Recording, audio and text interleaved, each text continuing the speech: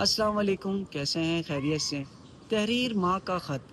پیارے بیٹا، تمہاری ماں اب زندہ نہیں، مگر یہ خط تمہارے لیے لکھ رہی ہوں، شاید کسی دن کسی دیوار پر چپکا کر کسی کی آنکھ کو جگا دے۔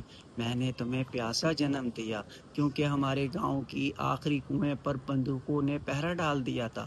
تم ہنستے تھے جب میں مٹی کو چھان کر اناج کہتی تھی۔ بیٹا، تم بھوکے مرے مگر تم نے کبھی شکایت نہیں کی۔ ماں کا تعلق سوڈان سے تھا۔ جب پہلی مرتبہ تمہیں بخار آیا تو میں نے اپنے جسم پر گیلے کپڑے لپیٹ کر تمہیں ٹھنڈک دینے کی کوشش کی۔ دوائیں نہیں تھی، اسپتال نہیں تھا، صرف دعا تھی اور میری آنکھ۔ ماں کا تعلق یمن سے تھا۔ یاد ہے بیٹا، تم کھیلتے کھیلتے ایک کھنڈر میں چھپ گئے تھے اور میں چیخ چیخ کر تمہیں تلاش کر رہی تھی۔ ایک راکٹ آیا اور چیخ ہمیشہ کے لیے بند ہو گئی۔ اب میں خاموش ہوں اور تم پتھروں میں دفن۔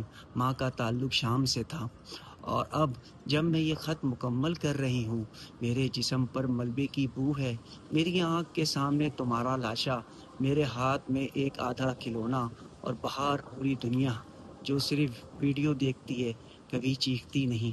بیٹا، اگر یہ خط دنیا کے کسی در و دیوار سے ٹکرا جائے تو بس اس سے پوچھنا، کیا میرے بیٹے کی زندگی اتنی بے قیمت تھی؟ ماں کا تعلق غزہ سے تھا۔ کچھ خط چیختے ہیں مگر دنیا بحری ہے۔ بہت بہت شکریہ۔